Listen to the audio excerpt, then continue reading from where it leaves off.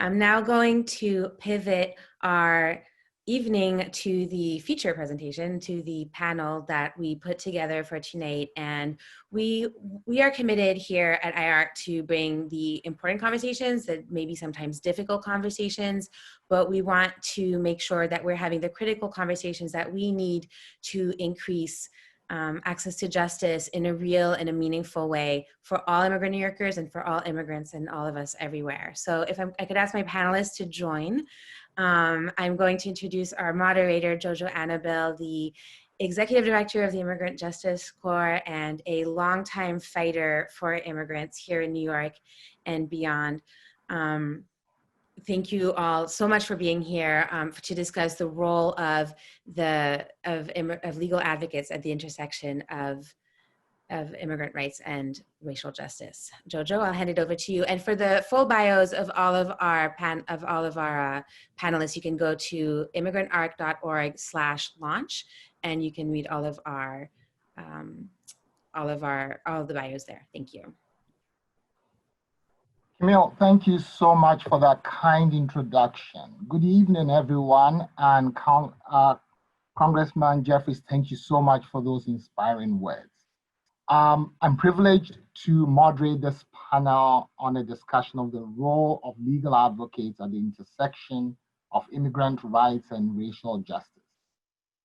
This evening, we are privileged to have a distinguished panel of advocates to help us discuss this important topic of immigration and race. As Camille said, I will not read their bios, but I'll introduce them by name, title, and organization.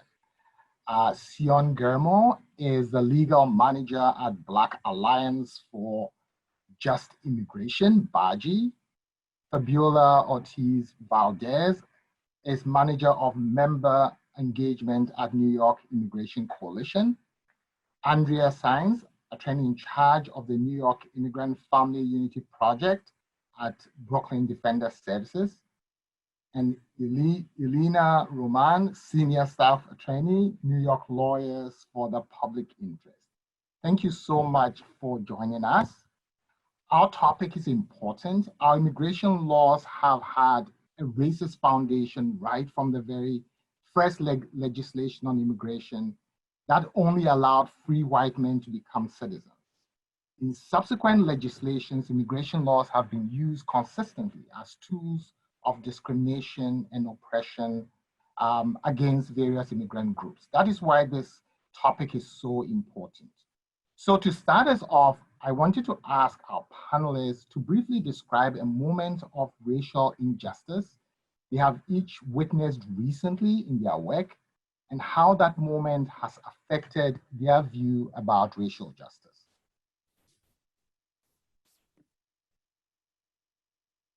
Thank you, Jojo. I'm happy to start. First, I'd like to say it's an honor to be here at the launch event for IARC, participating in such an important and frankly long overdue conversation about immigrant rights and racial justice. I'd also like to take a quick moment to acknowledge the loss of our Black comrades at the hands of the racist and white supremacist immigration and criminal and justice systems, as well as the passing of Justice Ginsburg, the notorious RBG, who fought to protect our democracy until her last breath last week. All of this, for me, highlights the importance of this conversation with a panel of outstanding women of color who are working to preserve the democratic ideals that this country set forth, which are under vicious attack at this moment, as Jojo said. As a Black immigrant woman, attorney, working in the field of immigrant rights, I've had a unique and at times quite maddening experience navigating these systems that not only cause irreparable harm to our clients, but for some of us who are also immigrants, to ourselves and our families when we were scrambling to seek refuge and unable to find a safe place to call home. While we know that the US government engages in a wide range of abuses, particularly against people of color, those of us living with disabilities, criminal records, or those of us with various socioeconomic backgrounds. One of the most vile ways that we've recently seen these abuses play out is weaponizing reproduction against women of color in detention facilities.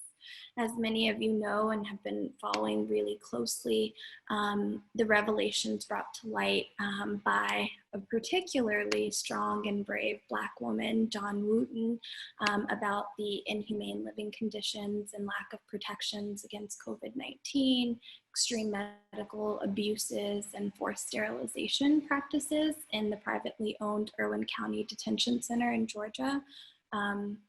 Our colleagues on the ground also filed a complaint with the DHS inspector that brought further light to these abuses. One story that particularly was harrowing and scarred my mental is that of Pauline Binyam, a 29-year-old Cameroonian woman who underwent forced sterilization, and last Wednesday morning she was nearly deported. If it wasn't for the work of two women of color, Democratic members of Congress, who rushed to contact ICE, she would probably be back in her home country experiencing more abuses or possibly death. There's a long history of substandard health and safety conditions in immigration detention facilities, and we don't have to go through that sordid history. But I think many of us are, grappling with how to keep our clients safe and what to do in this moment. It's clear to us that since Trump took office, the administration has moved to roll back the detention standards that were initially intended to address some of the abuses and harms that our clients face in there, although many of us know that the only true answer is abolition, and there's no amount of reforms that can address the violence at the root of the immigration detention system.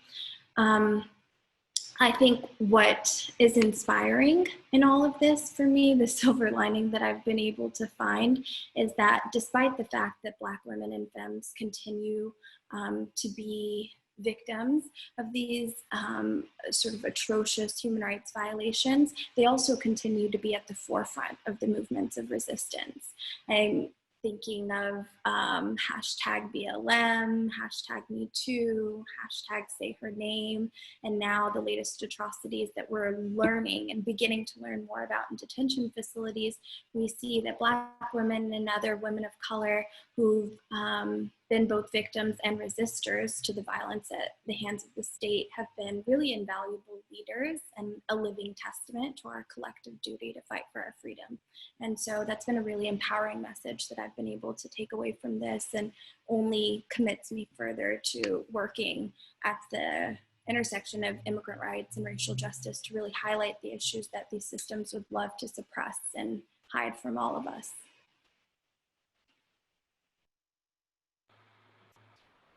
Andrea, do you have something to share? I can go quickly. Sure. Oh, sorry, Ileana, did you want? Certainly, if you want, Andrea. So in my line of work, we definitely, a recent example of racial injustice. What comes to mind would be our transplant advocacy work. In particular, we help undocumented immigrants who are seriously ill obtain transplants, and the difficulty in getting a transplant, even when you have health care and are technically eligible physically for a transplant, and yet hospitals and that the administration that's in charge in determining who gets to go on a transplant list will not list certain individuals because of adverse factors that are not, made publicly available. So we had a client who was a young miner from Central America who has a failing heart, has a failing heart. And the only resolution for him is to have a heart transplant. He had health insurance. We filed his asylum application. It was pending. He was physically eligible, able to receive a heart, and he was told no. And the no was on the basis that he, it was unclear really what the basis was, because there's so many factors that they can look into. But one of the adverse factors that was mentioned was his immigration status, the fact that he did not have a status, the fact that he did not have a social security number, and that if you give a transplant to an undocumented immigrant, right, you're not giving a transplant to somebody else who might be able to keep the organ longer, which, fine, perhaps reasonable, but these adverse factors that go into these transplant committees deciding who gets these organs really has adverse impacts on racial minorities and on people who are poor. And that's what we have seen throughout. And so I guess as an advocate, I have found that racial justice, you have to, something that I've known for a very long time, but have this has reestablished that knowledge of you have to work within systems to dismantle the racism that's propped up by these institutions.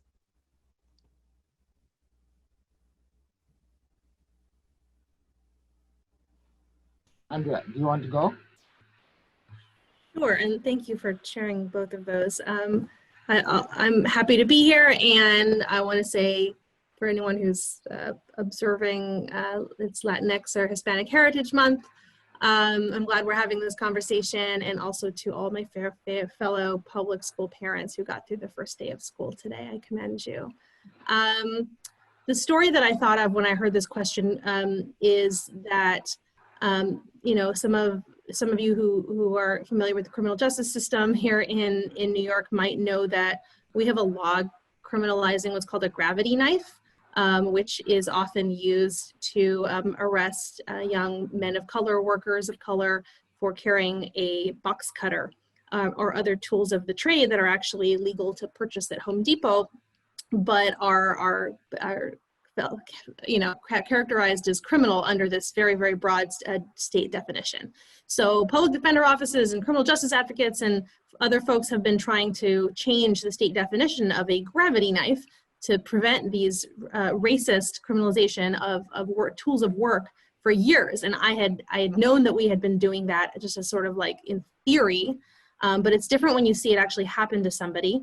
And we ended up representing a young man who's a Black immigrant who had literally been woken up while sleeping on the subway by police and was patted down and found to have a box cutter on his person because he was coming home from a warehouse job. And he was charged with criminal possession of a weapon for the gravity knife, and took a misdemeanor, didn't do any time on it, and was eventually detained and held in ICE custody. And an attorney at my office and I handled his bond hearing, which was very, very frustrating. And that gravity knife arrest came up in his bond hearing, as did another arrest that he had for selling bootleg CDs on the sidewalk. And I guess you just can't believe it until you see it, that both of those arrests, which are just, very common for over-criminalized Black immigrants, were used as evidence that he was dangerous and shouldn't be released on any bond. We ended up winning that bond hearing, but it was a 5-part fight. And, that really changed my conception of just not what we should, push for in theory, but to know that that can happen to a person who's sitting in front of you. Abiola, any thoughts? Yeah, thank you. Thank you everyone for sharing. Thank you so much for having me. I am with the New York Immigration Coalition. We are a statewide coalition of close to 200 members, and all of our members are, organizers and advocates for laws and policies that improve the lives of immigrants in New York State. I am Mexican, born and raised, and now I live in upstate New York. So there has been, unfortunately, many instances where my view of racial justice has been confirmed, kind of like what Ilana mentioned too. The one that came to mind when we first talked about this happened a couple of years ago when ICE agents stormed into a dairy farm in Rome, New York, without identifying themselves. They did not have any official insignia on their clothes or marking in their cars, and without a warrant, right? So the agents rocked up and detained a dairy worker called Marcial, who is indigenous from Guatemala. and was working at the farm at the time. The farm owner actually tried to intervene, but he was also handcuffed, and the agent threw away his phone when he tried to take the video, you know, of the arrest. Unfortunately, Marcial, who was living in farm housing with his pregnant wife at the time and their 4 children, he was arrested, and he was charged with unlawfully reentering following 3 previous removals. So a couple of things make this case different from the ones that we've been dealing with. He went to district court, right, not immigration court, because he was charged with the violation of federal law, the reentering in the country after having been deported. His lawyers explained to us meaning, you know, his family and advocates and organizers, that the charges carry a minimum sentence of 10 years in prison and a fine, maximum, and a fine of up to $250,000 and possible deportation if found guilty.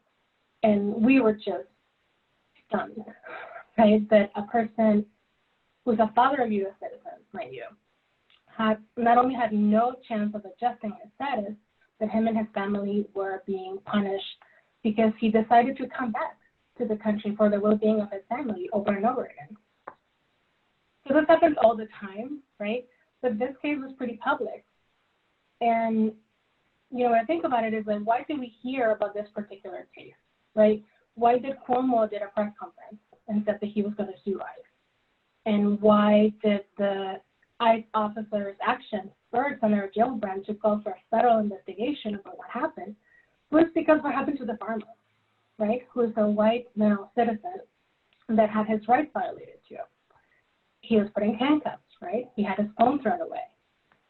So, you know, that realization, along with the incredibly severe punishment that Marcial and his family had to pay, was one of the many cases where it confirmed, you know, not only how the immigration and criminal systems work together to erase the contributions and diminish the dignity of immigrants, especially indigenous and people of color, and to make them a target of violence, right?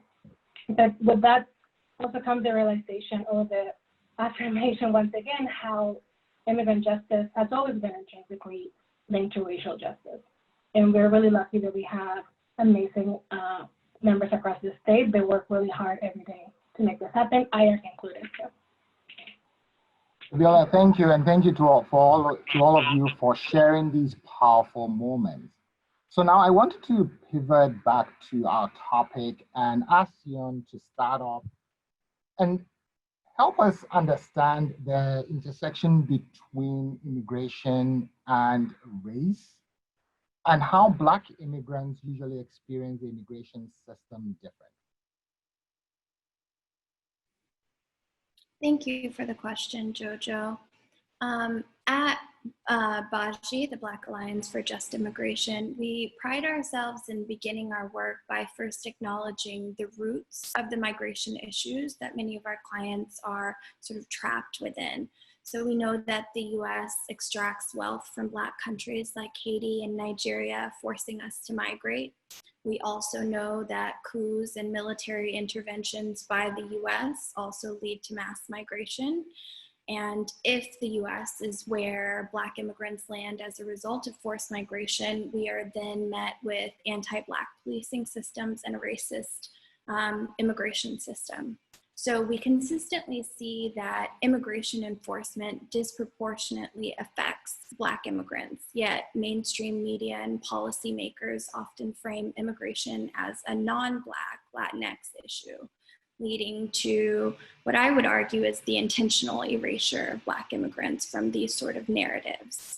Additionally, despite the fact that police are the first contact for most immigrants, at least in terms of entering deportation systems, the immigrant rights movement has by and large left the need to confront policing and incarceration to Black people. That is, until this unique moment that we find ourselves in now, where we're witnessing an interesting shift in language and arguably ideology around policing in this country that's, I want to state and name that it's due to generations of tireless organizing by BIPOC communities, that is Black, Indigenous, and people of color, to dismantle systems that perpetuate white supremacy. So now we find ourselves, like, as a community of advocates, trying to do the work of publicly making the fairly obvious connections between the criminal justice system and the immigration system, and applying pressure on both ends, because we know that racist policing incarcerates non-immigrant people of color in America and also affects people of color who are immigrants. At Baji, we've seen the government's increasing focus on immigrants with criminal records disproportionately affecting Black immigrants, who are more likely than immigrants from other regions to have criminal convictions, or at least to be identified through interactions with local law enforcement because of rampant racial profiling. As a whole, I would say there's an incredible amount of investment going on into policing and criminalizing Black communities. I can speak to, for example, my own community, that is Brooklyn, where many Black immigrants live and are subject to heavy policing. And as a result, we're more likely to be racially profiled, end up in immigration detention facilities, and deported. Despite all of this, again, I try to find that silver lining. We see that Black immigrants in detention facilities continue to be at the front line of resistance and subsequently and unfortunately retaliation for speaking out against the deportation system and just generally racist policing in the United States. I'll cite two quick examples that really gave me and a lot of my colleagues hope. In February 2020, there was a group of African asylum-seeking women at the Hutto Detention Center in Texas who staged a sit-in to protest medical neglect. Unfortunately, as a result, ICE retaliated and transferred them away from their support systems and the immigration attorneys who were supporting them. And again, we saw in June of 2020, Black immigrants and other people of color in the Mesa Verde detention facility in California led a hunger strike in solidarity with BLM and also put out a video, a very compelling video.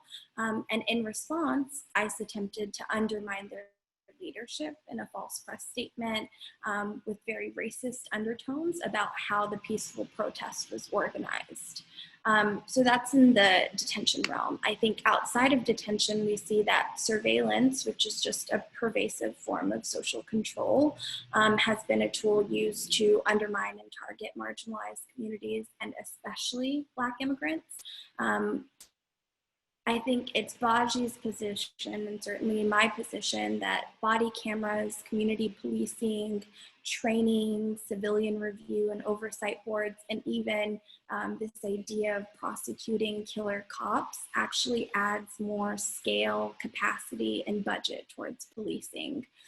Baji as an institution has and always will be an abolitionist organization. And so we work with our comrades who are also abolitionist-minded organizations like Critical Resistance to really educate the public, and specifically Black communities, about how to demand abolition rather than reformist ideology and language.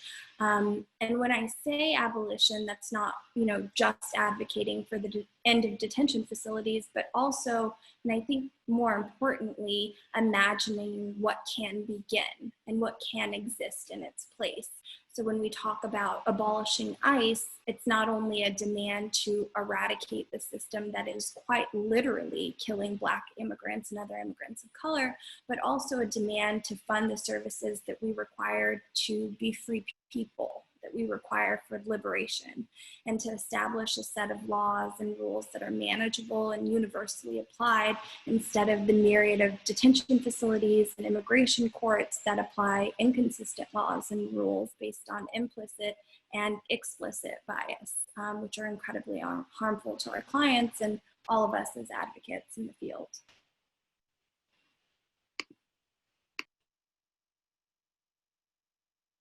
Jojo, you're still muted.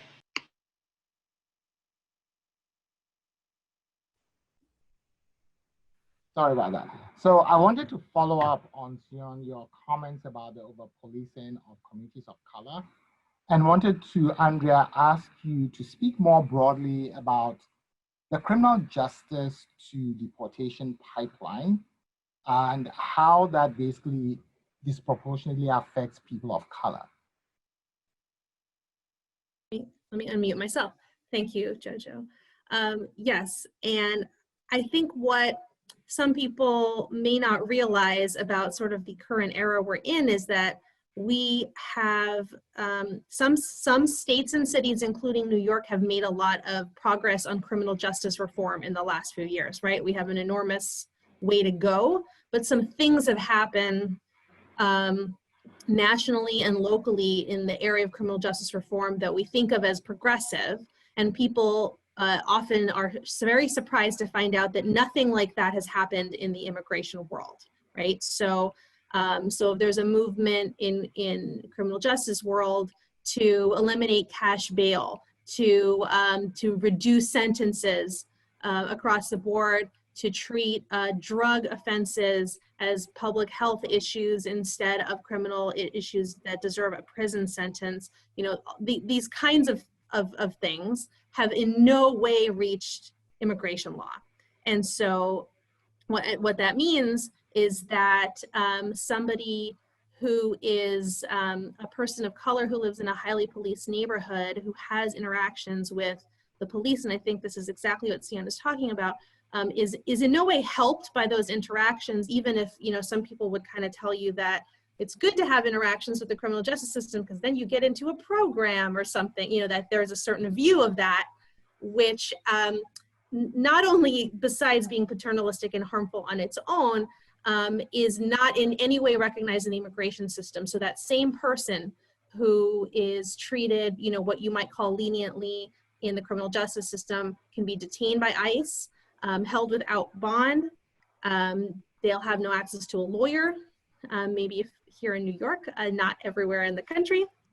And then, as I was saying earlier, we'll have all of those criminal justice contacts used against them as arguments that they're dangerous, that they shouldn't be returned to their families. Drug offenses are grounds for deportation. Drug sale offenses are automatic grounds for deportation. And these are all rooted in this idea that the people who commit these offenses are dangerous, that they don't belong among American, you know, good American citizenry.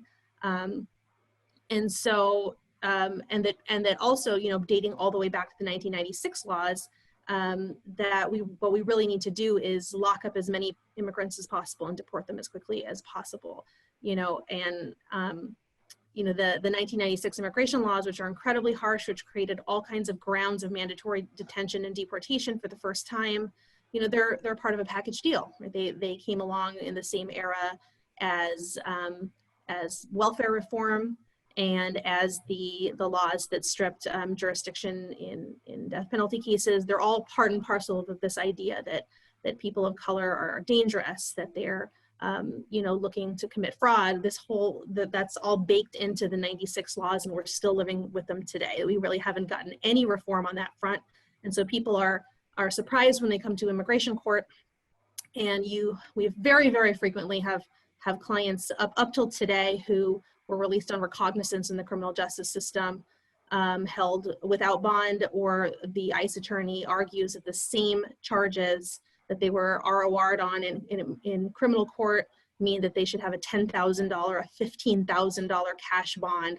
And it's not just a double punishment, but it's something that it's really insidious, the way that you know, this sort of like narrative of dangerousness is baked in against our clients, and it's really hard to watch, to sit there as an attorney of color, to sit there and watch that happen and try to have to play it to some degree within that framework is really hard to watch. And so, I mean, Sian said some great things about what's happening in detention today. I can't add to that. So part of what we end up having to do as public defenders and as immigration public defenders is to try to stop people from having contact with the criminal justice system in the first place, so they don't fall into the immigration system, and to, you know, through Padilla advice, which we have a fairly robust system of here in the city, to try to reduce those consequences, to have the most immigration safe consequences possible, knowing that when people do take pleas that subject them to immigration enforcement, that they can walk out of a courthouse here in New York City and be arrested and taken to detention where their life may be in danger. So I think I'll stop there.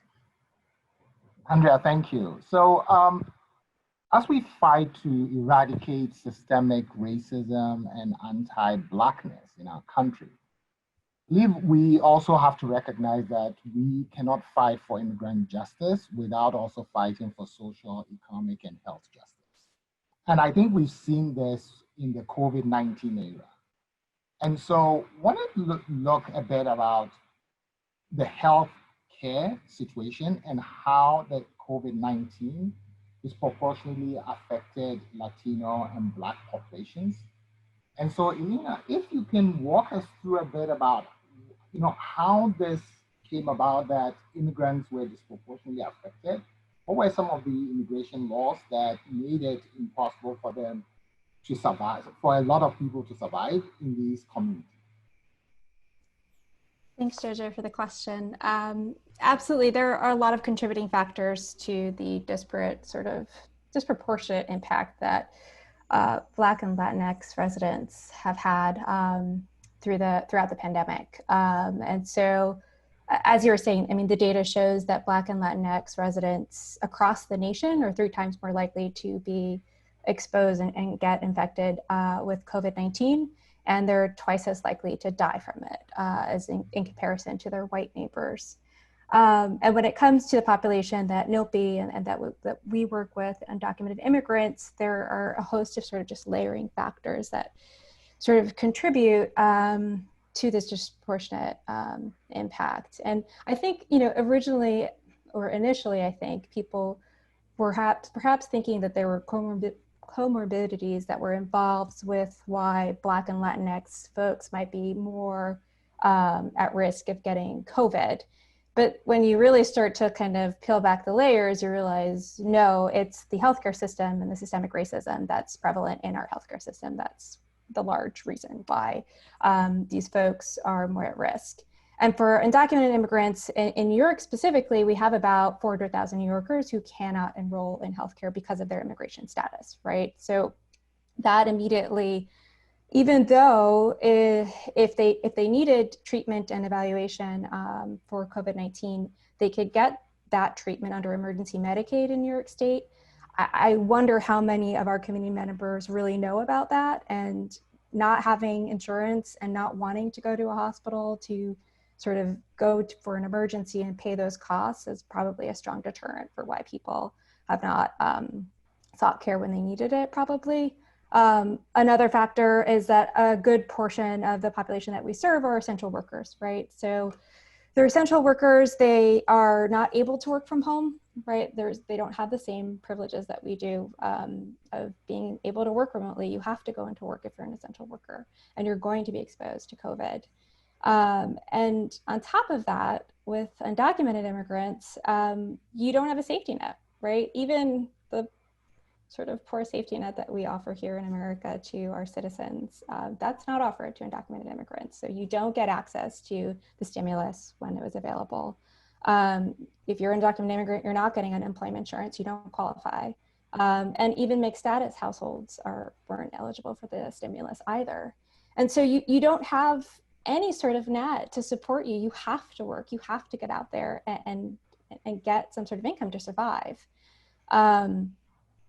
And then finally, as you were mentioning, Jojo, what's had a huge effect is the public charge regulation and the chilling effects of the public charge regulation. And for those of you, I'm sure many of you are already aware of it, but it's a grant. Public charge is a ground to deny someone a green card.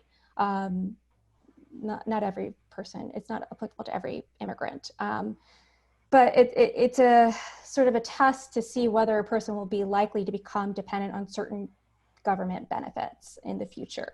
And it's a pretty expansive test, and people don't really understand it well. I think, it's difficult, and there are a lot of factors, and the community, what is done, since it's been in effect in February, and then there's been a number of injunctions, and it is now back in effect. I think, what it's done is had this really huge chilling effect that people don't want to seek out benefits, right? They are afraid that if they do, that they will somehow ruin their immigration case, even though there's a whole swath of individuals in which this public charge test, it wouldn't apply to them. But because of misinformation and because of fear, the very real fear that community members feel, I think that they try and avoid getting healthcare benefits that they need, and that will exacerbate the problems with COVID and the pandemic.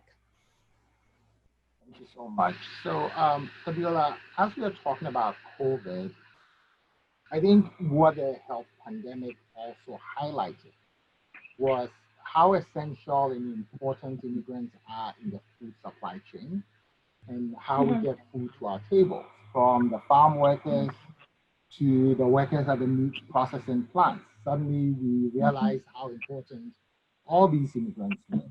Can you discuss your organization's work with farm workers, and also tell us a bit about the challenges they face in this immigration system that all of your panelists have described, that denies them lawful status? Yeah, thank you. So I think it's always, we have, like I mentioned, a lot of members across the state that do direct work with farm workers, whether it's organizing or advocating, and there are farm workers themselves too. But I think it's important to note, always that the industrial agriculture was built on the back of enslaved people in this country, right? And it continues to be, it's a continuing of racial injustices to this day. So farm workers face many challenges before COVID, not unlike the populations that my compañeras are talking about here, in this panel. I think it's important to kind of, bring those into this space too, right?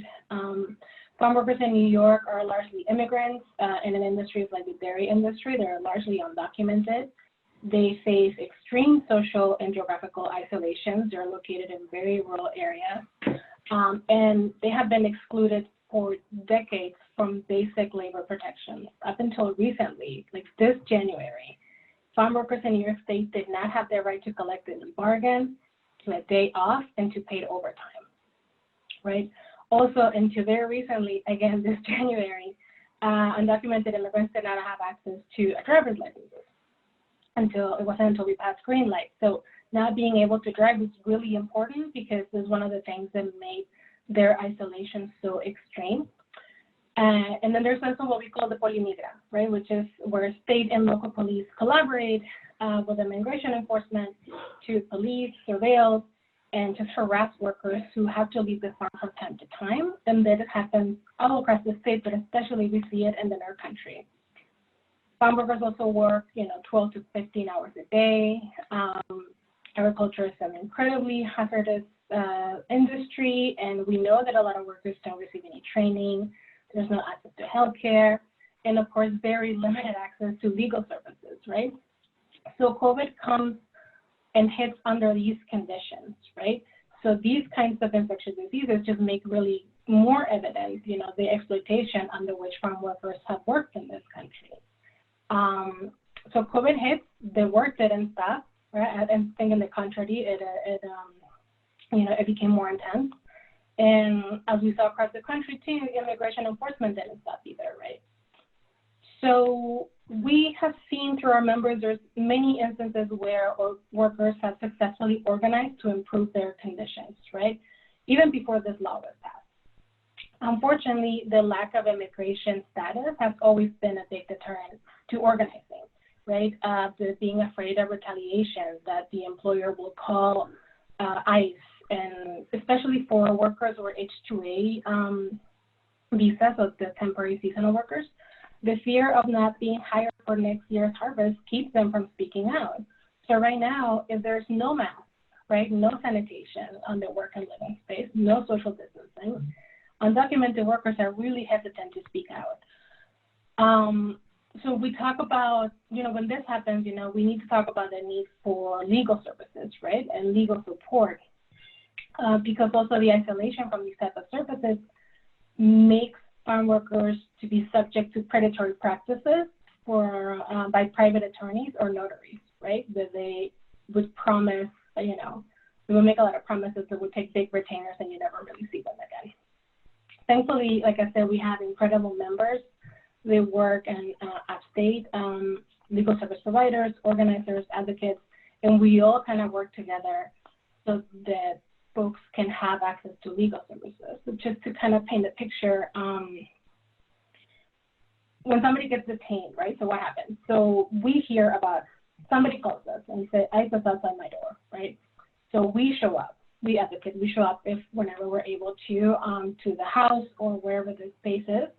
We try to stop the detention or at least monitoring, what the ICE agents are doing.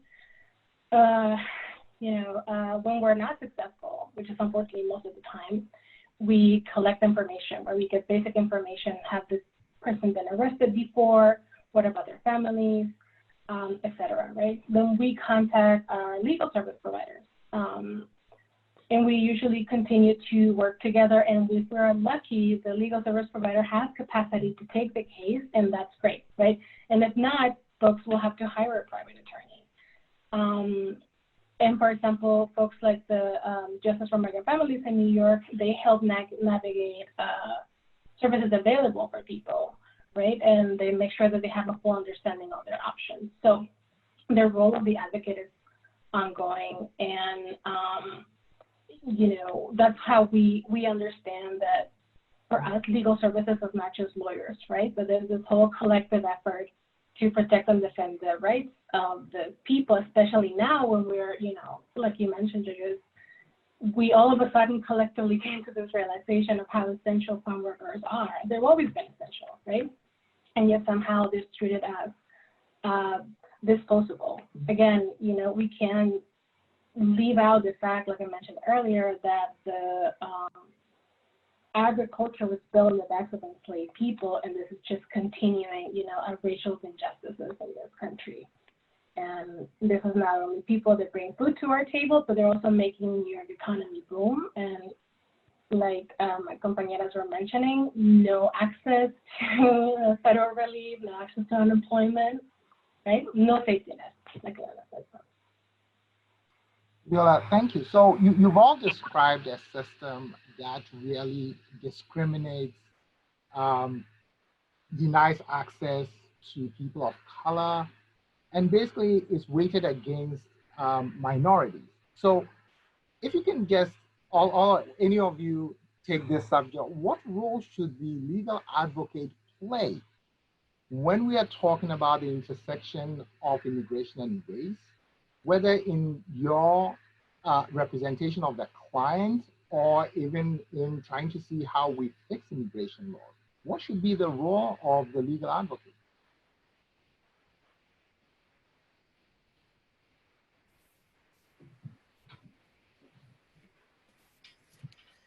Andrea, are you going Sure. first on that? I'll say the easy ones and people can think of the harder ones, I think, because it's hard. I mean, on the day-to-day, my team is, literally at the immigration courts representing people, trying to get them out of detention and try to close their removal cases so they can stay with their families. As I alluded to earlier, that sometimes involves a really difficult choice about how much you're going to push the system in that moment for that one client to get them what they need to stay with their family. So there are moments where we push a little bit, and the example that I can think of that has worked is a couple of years ago when ICE was arresting young Latinx men on Long Island during something called Operation Matador, young Central American high school kids, and accusing them of being MS-13 members. And we got a bunch of those cases, and I know IARC just had a great event about this. We got a lot of those cases, and ICE argued that those young men were gang members who should be held with no bond. And in that moment, we had to defeat those gang allegations, and we did that both individually and systemically. We were able to put a packet of articles together showing that those investigations were shoddy, that they were motivated by a desire to keep people locked up, that they were from, you know, a game of telephone from school resource officers. And so we tried to educate some of our judges that the whole operation was suspect, and also that this one young man was not a danger. And we had success with those cases. We got a lot of those kids out. And that made me feel like sometimes we could push. There are other cases where your client is arrested for something that he didn't do, and you know that if you tell the judge he didn't do it, they're not going to believe you, and you're going to have to come up with a different narrative about that person. And that really is, it hurts to be in that moment, right? So that's just one of the things a legal advocate does, is help the client tell their story, help educate the judge, but there's a limit to that. And so one of the things that I do as a direct service provider, and that my team does, is to help educate policymakers and people who want to have more systemic change by giving them these examples, giving them, you know, these moments of what happens, asking, you know, our clients, would you like to share your story? Would you come with us? Would you make a video so that people can hear that this actually happens? So that's sort of the you know, the outlet sometimes we have when we can't tell that story within the courts.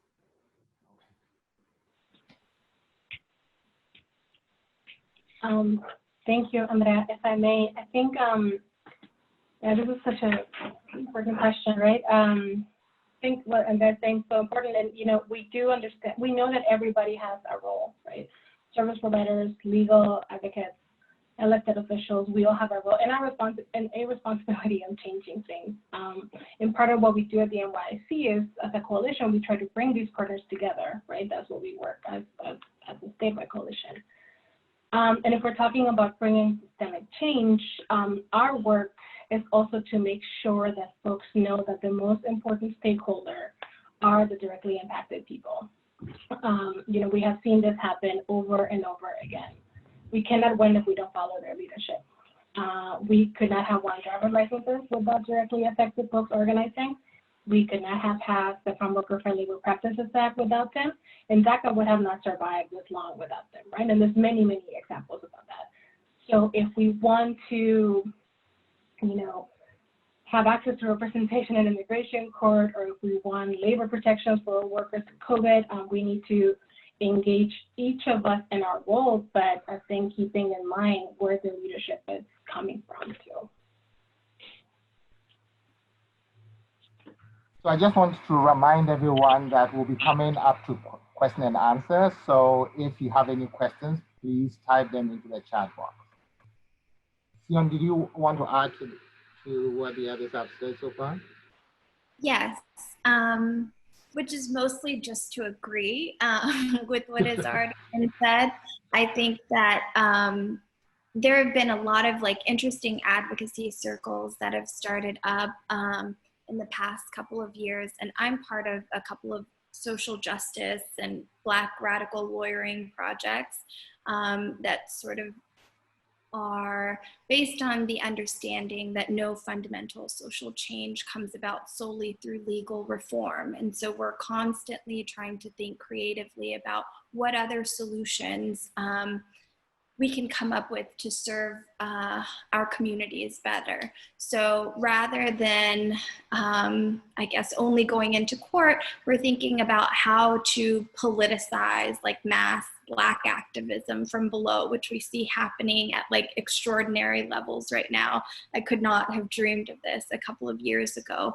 And the purpose of that organizing being to like revolutionize an entire system and not just like reformist reforms. And we see that really taking place now. And so it pushes us, myself and like my colleagues, to reconceptualize what it means to be a lawyer, and like radicalizing our lawyering and leveraging our role as like gatekeepers to sometimes invisible stories of marginalized communities to bring those hidden injustices to light. And I think we saw that happening with what was taking place in the Irwin County Detention Center.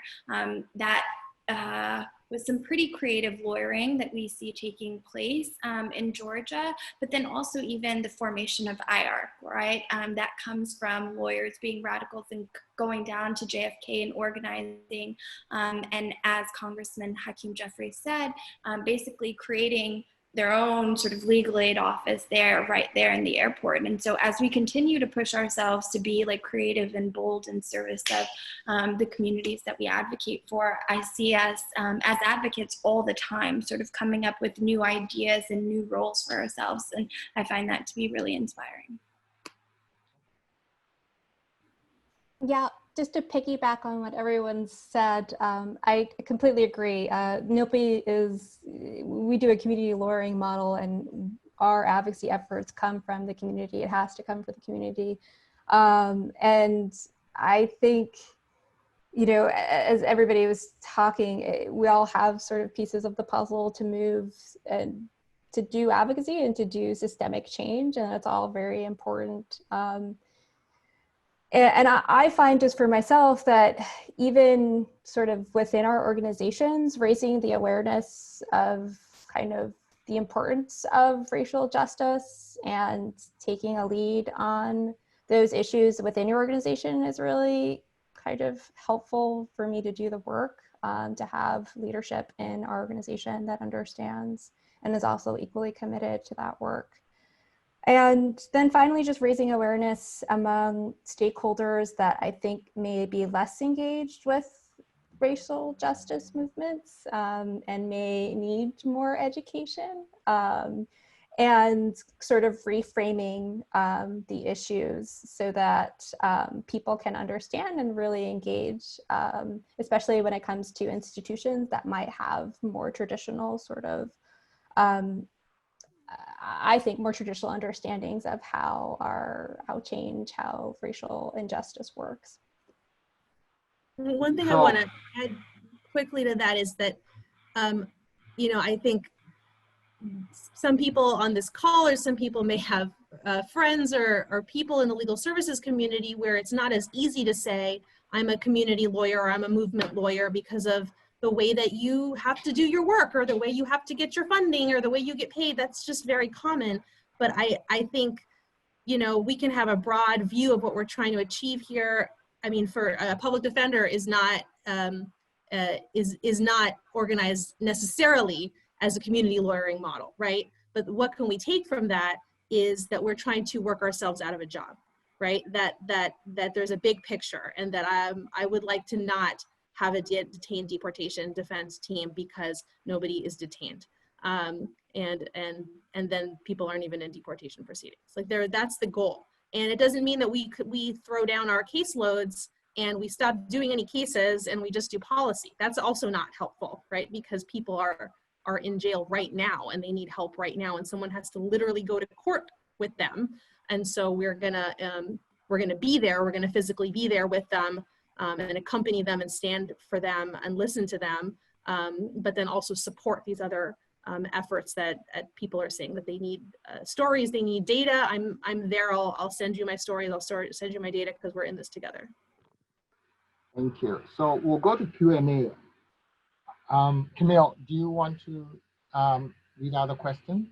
Yes, thank you, Jojo. And I just want to encourage everyone to go ahead and use the Q&A box. We will be reading out the questions, bunching them as we need to. If you'd like to be able to ask it live, please go ahead and let me know in the Q&A box. So the first question is, what work do you all think that the immigration legal service provider community in New York needs to do to root out anti-Blackness within its organizations and with respect to service provision? And I'm just going to add that I slightly tweaked this question because the question actually pertains to the legal service provider community in New York City, but we are very committed to networking the state and being a statewide organization.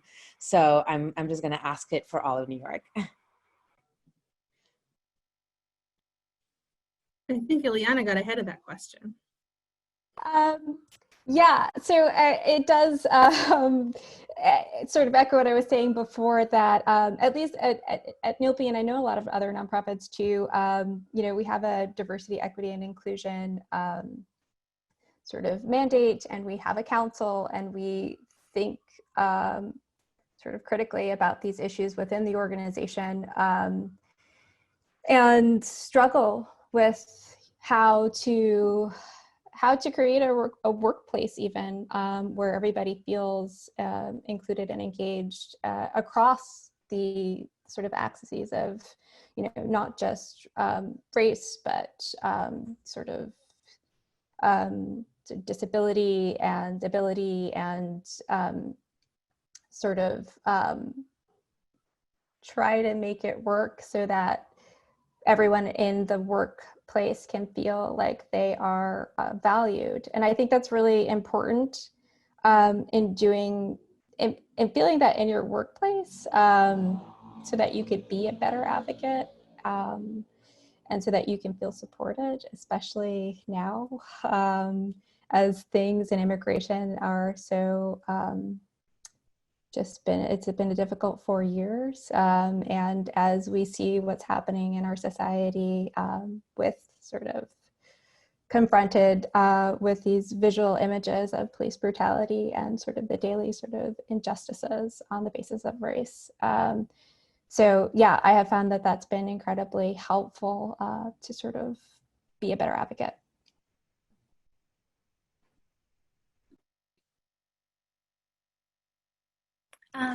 One suggestion might be to find ways to advocate to incorporate the policies laid out by the Movement for Black Lives into either the mission statement or vision of your organization, or some way like announce the changes that you'd like to make organizationally publicly. This includes like demands to end state violence against Black people, economic exploitation of Black communities, abolishing ICE, defunding police, etc. I mean, I know those are very difficult conversations to have, especially in organizations that may have existed for a very long time, and leadership may or may not be open to these sort of shifts, but at least beginning those dialogues and finding ways in which the organizations that you work with or are associated with, a lot of us do a lot of work even outside of our full-time employment, but finding ways to lift up those policies. And I think on the what not to do side, I think we've seen a lot of, as Charles Blow calls it, like cosplaying consciousness, which is like immersing yourself into the issue of the moment and like engaging in a lot of tokenism and illusions of progress. And I think we really need to resist that.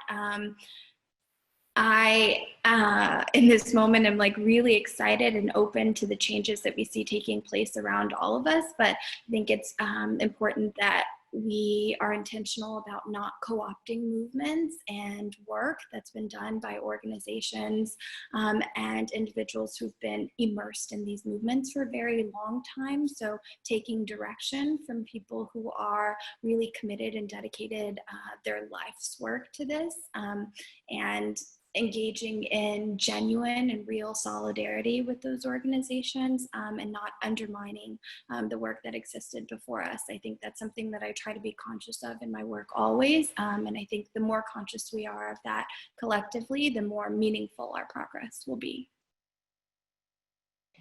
Thank you. And we're getting a bunch more questions, so I want to make sure we get to them. I also want to say that we're, as I said earlier, we're committed to having these conversations that we think are critical. We also want to have these conversations and the impact go beyond just the 1 hour panels that we have. So we'll be sending you an email, and you can also go on our website at immigrantarc.org/launch. And there are more resources there that will delve into these topics, including a couple of really great reports by Baji and one by the Advocates in Upstate about dairy farm workers and such. So there'll be, and there's links to all of these organizations that are featured here tonight on that website as well. So just to keep going, because we are getting quite a few more questions, Andrea, can you touch more on how the Muslim ban of 2017 affected your immigration work? Was there any particular moment or cases that came from that ban which stuck with you that you're able to share? Me, I'm getting called out about this, huh? I'm so far from the only person who worked on any Muslim ban cases, so I might give a different answer than this person wanted, which is that the lasting effect for the Muslim ban for me was having people in my life and people who are not immigration lawyers start paying attention to the way that we treat immigrants in this country, and ask me about it and say, oh my God, is that what your work is like? How is that affecting you? And then I got to be like, probably annoying and explain what the previous 8 years of my life had been like, representing detained immigrants in deportation proceedings, because I've been doing this prior to the Trump administration. And so I did go to JFK. I have the photo. You know, that's all great, but I don't want to overclaim the work I did on that couple of weeks. I also think that a lot of people in the immigration community realize that federal court litigation is a tool that people need in this administration. One of the major questions when you got to JFK was whether you were admitted to federal district court. And I am, and now I think a lot more people are admitted to federal district court. And so I've had the opportunity to train people on habeas litigation and stuff like that. My organization worked on a couple of those cases, but other people deserve the credit for the hard work of that.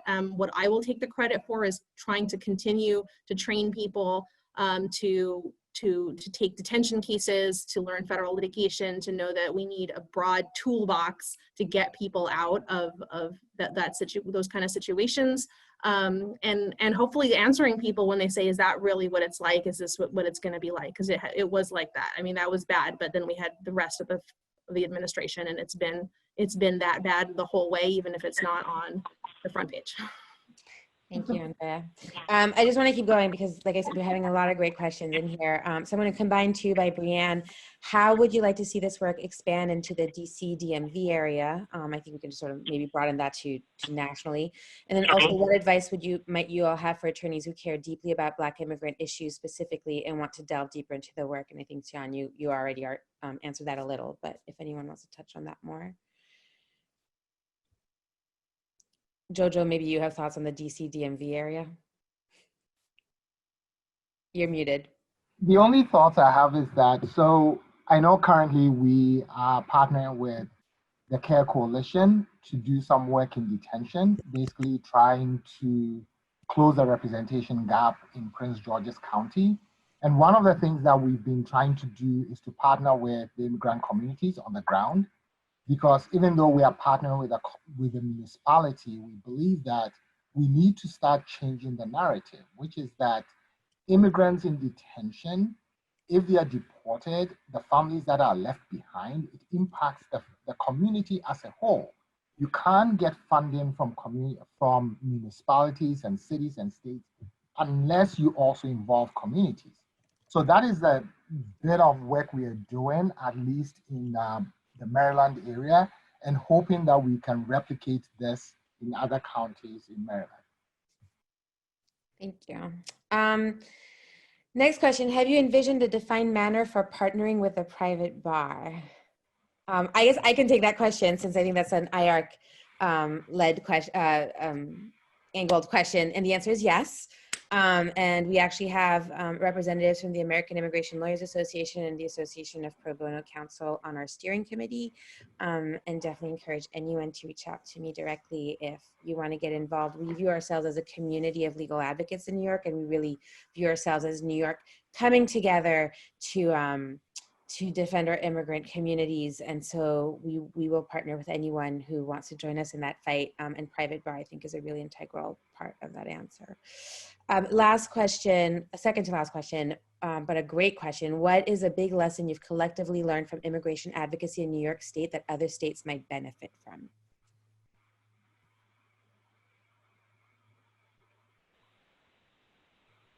I can talk about that a little bit. Can you hear me? We can hear you. Okay, everybody's frozen, sorry.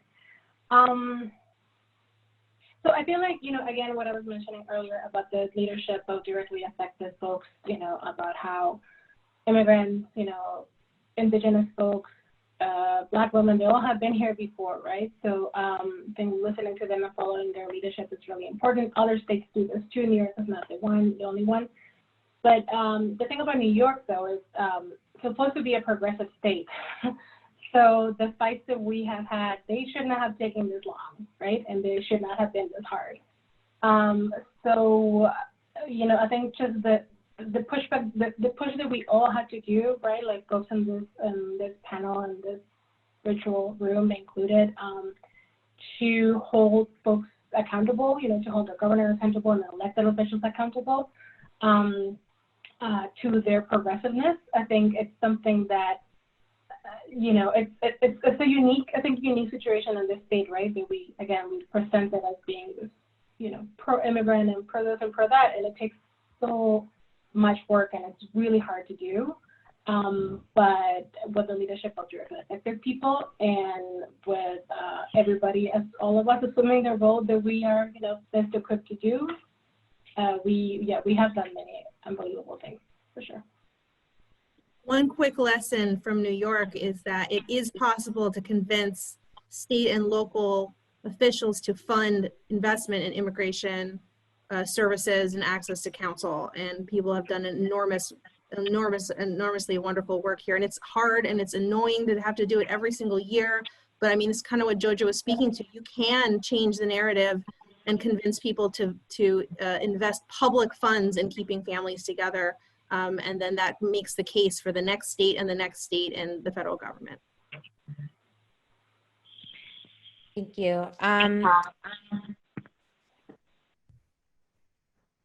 definitely last question. Do you see legal advocates who are not attorneys doing more to make change possible? Yeah, I think I see a lot of head nodding. So I'll just say for all of our panelists, I think the answer is yes. And part of our structure at IARC, actually, also we have a steering committee of service providers who sort of advise and shape on our policy priorities and other priorities in our work, but we are also putting together a stakeholder advisory committee that includes community members and other leaders in New York to make sure that we are responsive and accountable to the communities that we serve, because it really just, I think, speaking for the philosophy of IARC and our community of legal advocates in general, we view ourselves as standing shoulder to shoulder with our communities, here to defend them, here to help them with our nods, but certainly not trying to get ahead or to speak louder than anyone. We're here to support and to fight for. And I think that's really important. So I think we're right at 7:30. We're actually 1 minute over. I want to thank everybody so much for joining for this great panel, to the Congressman who's no longer here, for kicking off this launch. It's an incredible honor to be here and to have this position. And we're so excited to continue what we've been doing and to show you what we can. To find out more about us, immigrantarc.org. To support us, immigrantarc.org/donate.